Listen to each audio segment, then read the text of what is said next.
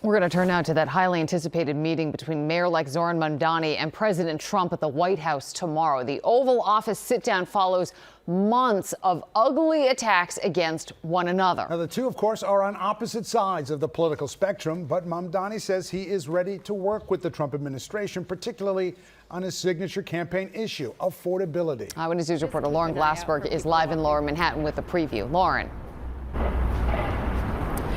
Well, listen, David, we are actually outside a Starbucks where workers have been protesting unfair work environment and unfair labor practices with the company. And that is notable because two of the mayor-elect's key advisors are here lending their support to workers, the deputy mayor and the co-chair of his transition team. They are both on site speaking behind me right now. And while Zoran Mamdani is not here, he was a few blocks away earlier today in front of City Hall, talking as usual about affordability and his plan to discuss that with President Trump. I intend to make it clear to President Trump that I will work with him on any agenda that benefits New Yorkers. If an agenda hurts New Yorkers, I will also be the first to say so.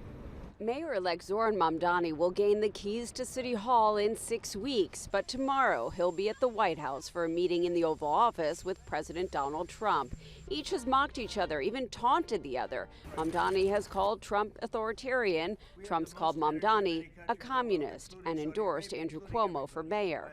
Trump and Mamdani have never before spoken, but Mamdani says his team reached out to the White House to make this happen.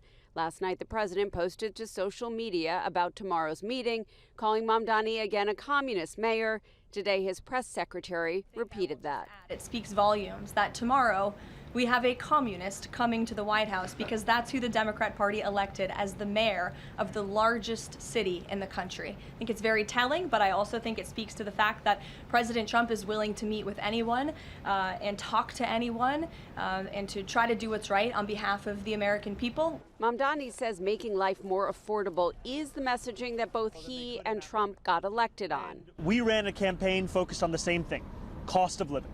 And what we found actually is that 1 in 10 New Yorkers who voted for Trump ended up voting for our campaign.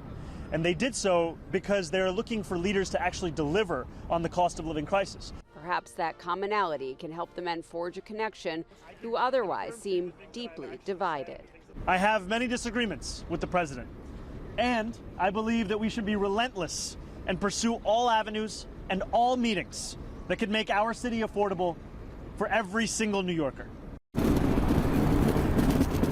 Now, according to Mamdani's spokesperson, it is customary for an incoming mayor to meet with the president. However, there is usually not this level of perceived hostility. It will certainly be interesting to see if the two discuss ICE raids, federal funding, and whether the National Guard would ever be moved in to New York City.